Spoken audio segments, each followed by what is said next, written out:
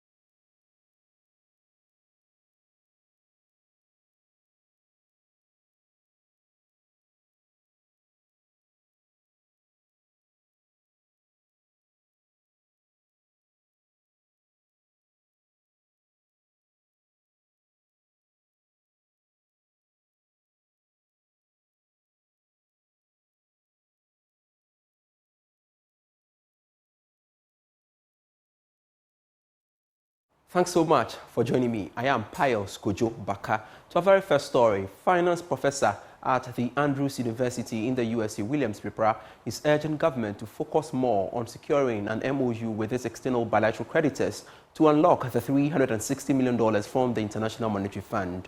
According to him, although reaching a debt agreement with international bondholders is critical, obtaining an MOU is more pressing now to ensure the sustainability of the program with the International Monetary Fund. He was responding to news about government's failure to reach a debt deal with international bondholders to restructure the $13 billion worth of international bonds. If you look at what Reuters is saying, they don't want to have a haircut. They rather want to have the principal maintained and then a long-term way of repayment.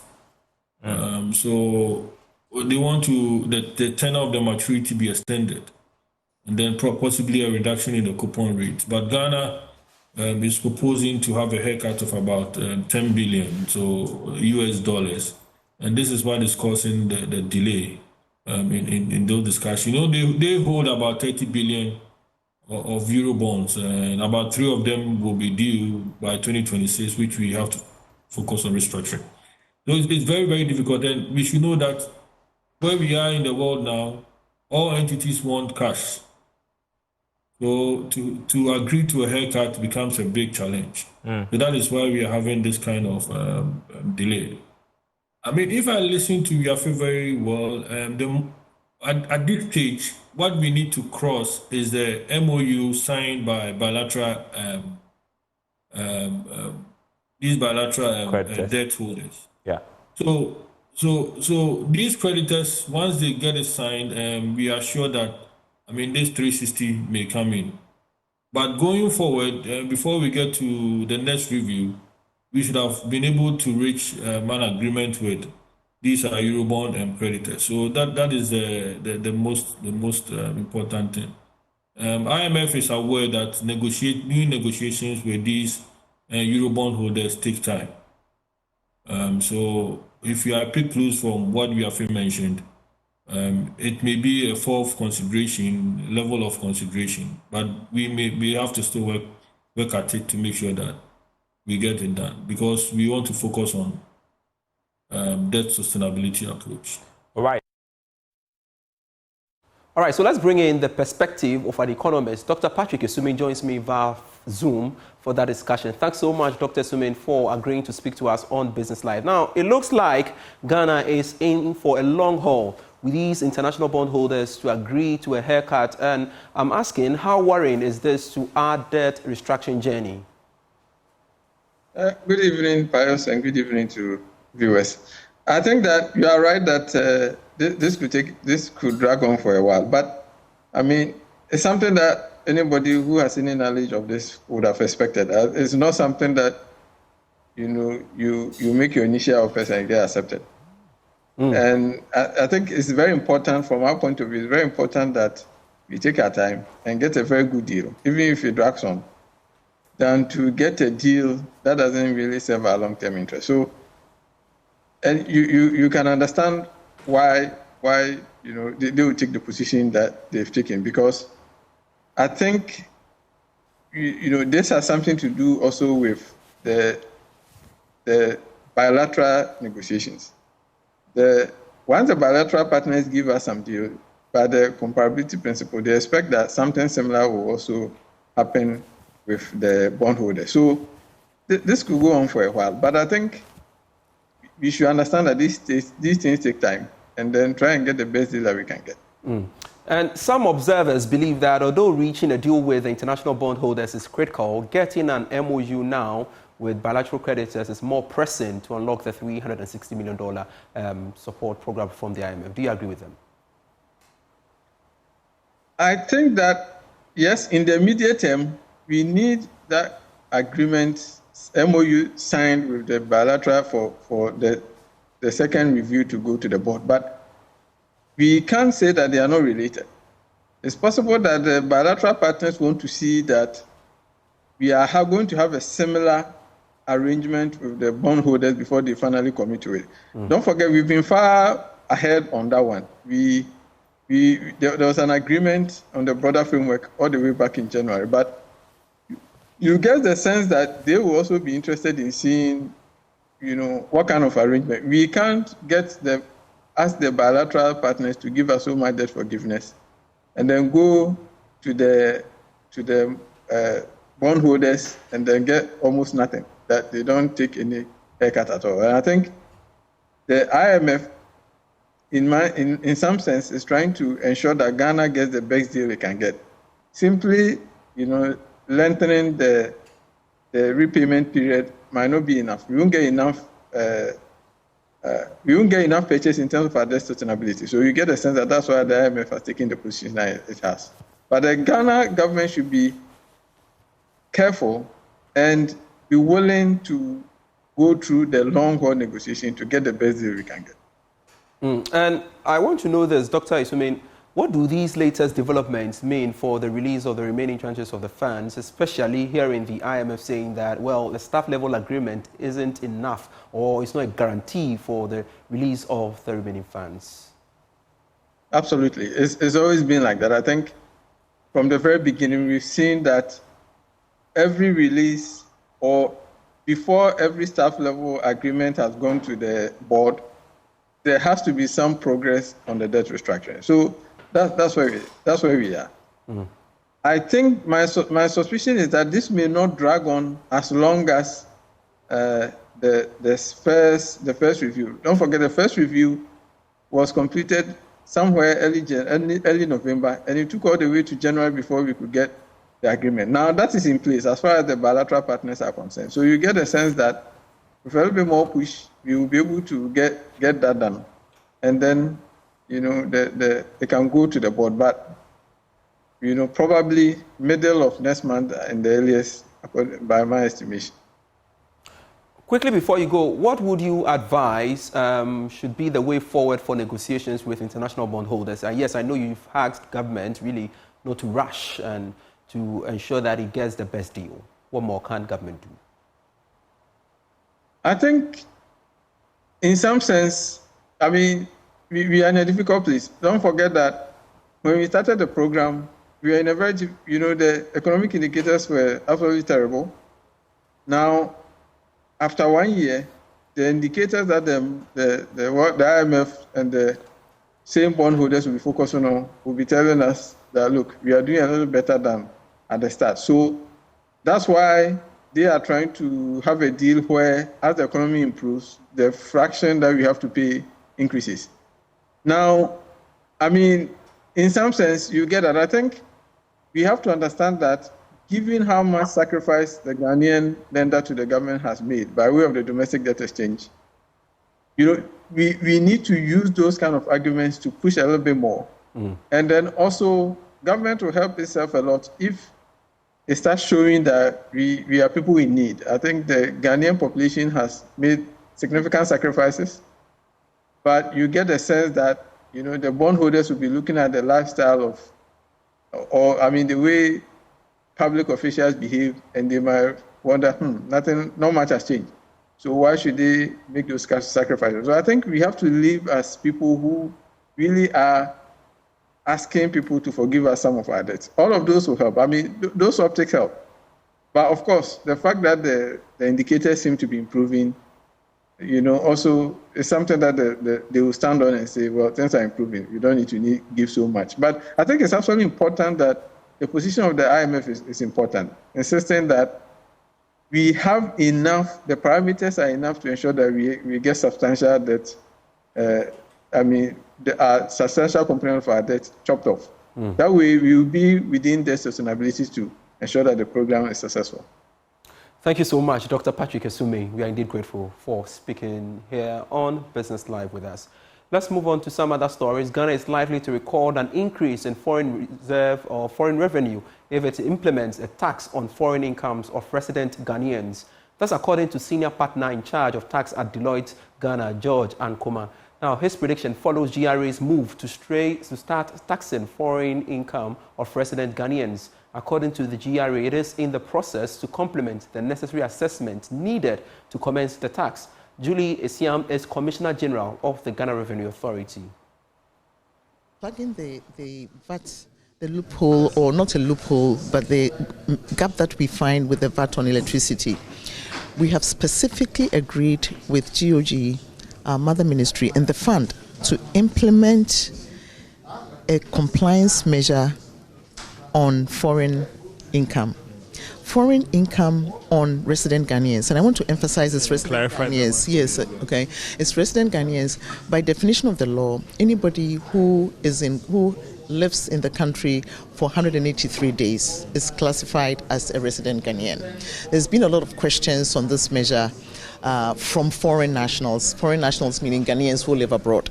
This is related or relevant to resident Ghanaians, which is citizens of Ghana, obviously, who are here, and also individuals who currently reside in Ghana. This is not a new measure. This is already in the law through our voluntary disclosure program, etc. But its implementation has not been effective. We needed to put in place specific structures and measures to make sure that this is implemented in an optimal manner. And that is what we've done. We are so grateful and thankful to the OECD who have partnered us to bring this into fruition. We are also very proud to let Ghanaians know that Ghana is one of the only 5 African countries that have been approved by the OECD to actually have exchange of information on resident Ghanaians who have income overseas.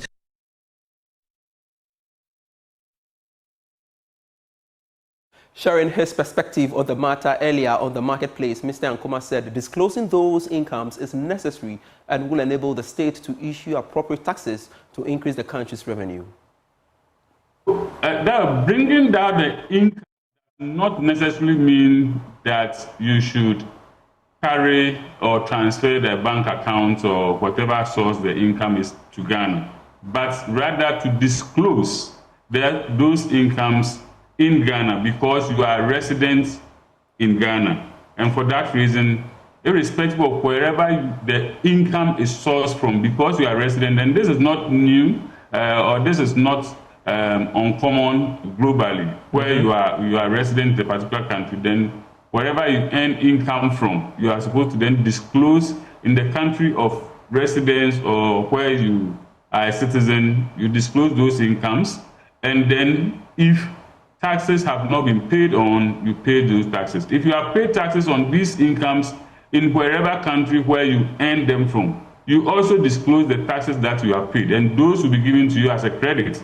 The truth is that if you disclose these incomes and the taxes you have paid elsewhere is even more than what you are supposed to pay in Ghana, you do not have any additional tax obligation in Ghana.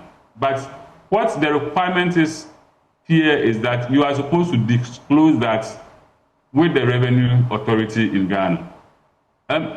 If there should be any impact on foreign exchange, I would say it should be a positive one, because we are looking at incomes that are sourced from outside Ghana. And so if you disclose those incomes in Ghana and they are in foreign currency because the source is out of Ghana, and you are supposed to pay any taxes in Ghana, it means you are going to remit those taxes in Ghana with or coming in that foreign currency, unless you decide that because you have enough Ghana cedis and so you want to pay those taxes in Ghana with Ghana cedis. Else, you are going to pay, because those taxes will be assessed based on the currencies where the incomes were earned. And so those benefits that will come in terms of foreign exchange would be that you are bringing in the foreign income for tax purposes.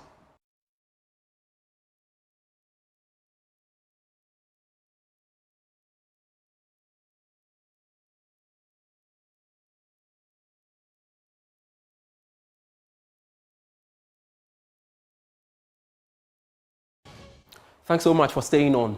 To the rest of our stories, the price of petrol and diesel are projected to further increase by about 5% and 4% respectively at the pumps in the coming days. That's according to the Institute for Energy Security.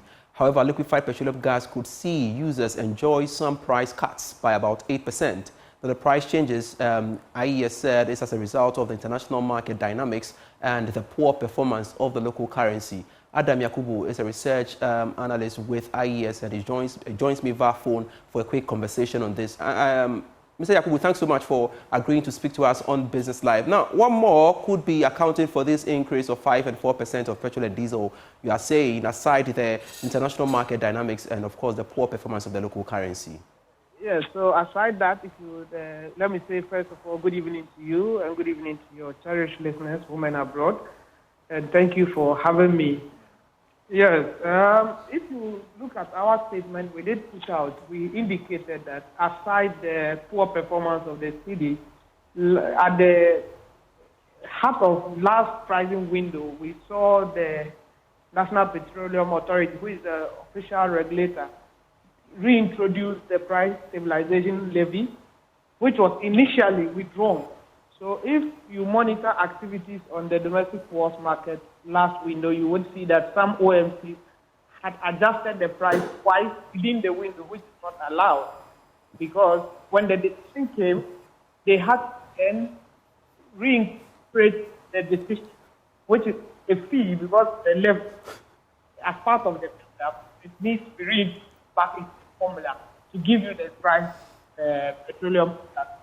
So what we are like to see is that OMCs that they didn't adjust price as would like that in what they are projecting the market to look like going forward in the second pricing window of April.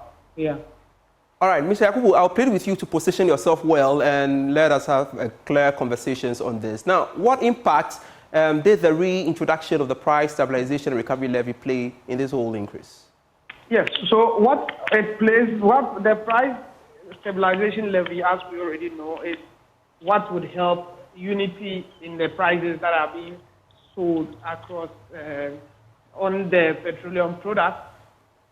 But because it's a levy, it becomes a cost to the OMC, which eventually is added to the price of the product, then would be paid for by the the consumer or the final user of the product. So what initially, when it was withdrawn, consumers were likely to enjoy some relief, because if you have a number of taxes and levies that are on petroleum products and one of such is withdrawn, then you are likely to get some respite as a consumer. However, being reintroduced would mean that that enjoyment you were going to receive is taken away again. So you would see prices, if not further going up, but eventually would further go up, because initially the 5% is what the market would show. 5 and 4% is what the market is projecting. But the stabilization levy, which is a fee of our 0.2 pesos or so, would also add back, which was withdrawn earlier at most OMCs. Even though some OMCs adjusted it before the end of the window, some didn't do that. And so those who didn't do that will likely add it to their computation this window, which would eventually push the prices further as we go into the second pricing window of April 2024.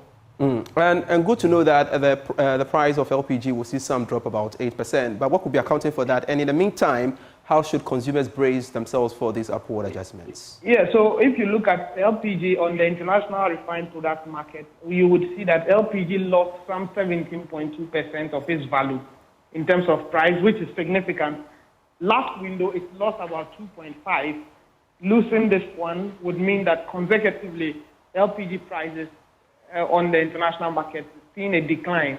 If that should continue, as we are hoping it does, then we would see LPG prices come down significantly. However, let me state that the Ghana cedi performance is thwarting these gains that we are making on the price of LPG, because if you have LPG dropping by some 17.2 and you have depreciating by 2.